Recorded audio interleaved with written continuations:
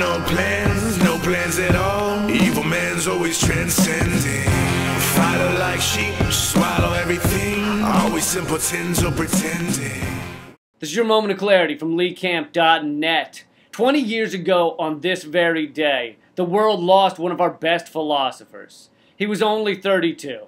And he was a man who thought outside the box, doubted all, questioned everything, and forced audiences to think for themselves rather than choke down the pre-programmed mediocrity dumped in their faces on a daily basis, stupidity dressed up as celebrity, intellectual degradation disguised as cultural masturbation. His name was Bill Hicks, and he was a comedian. In 1994, we lost one of the few people who was telling audiences the truth. Here's one of his most famous clips.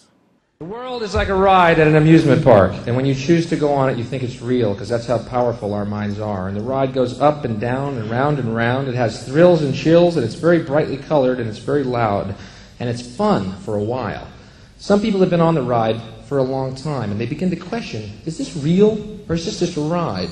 And other people have remembered, and they come back to us, and they say, hey, don't worry, don't be afraid, ever, because this is just a ride. And we kill those people. Shut him up. We have a lot invested in this ride. Shut him up.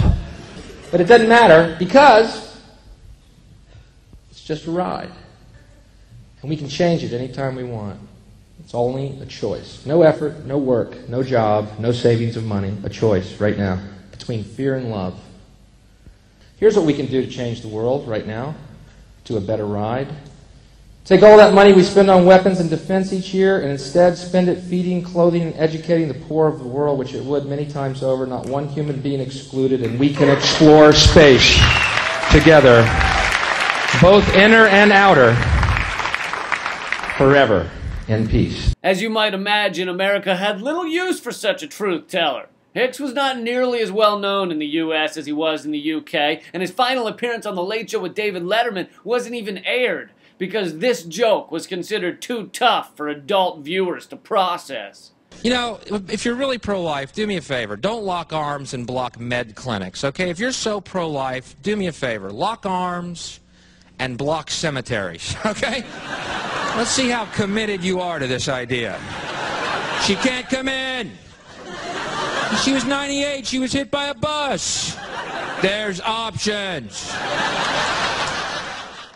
But what wowed me the most when I first came upon his comedy as a teenager was how fucking prescient he was. His criticisms of the U.S. military, the presidency, pop culture, and more didn't just cut straight to the bone, surgically dissecting the topic at hand. They also perfectly predicted future events. I remember listening to his bit about the first Iraq War and the first George Bush and thinking, it's all the same now. Why didn't we fucking listen to this guy? So this is my tribute to a groundbreaking comedian who inspired me and so many others.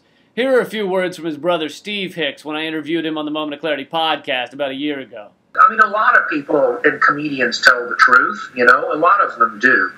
But Bill, I think what he added to it, and this is just my opinion, and I'm his proud older brother, so people can take it with a grain of salt.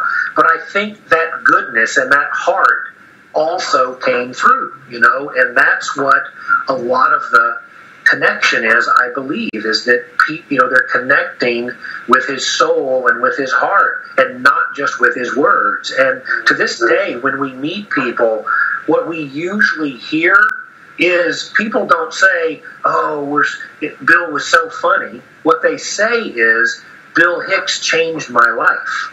And it's just, I mean, that's incredible to hear. It's just transcended normal comedy.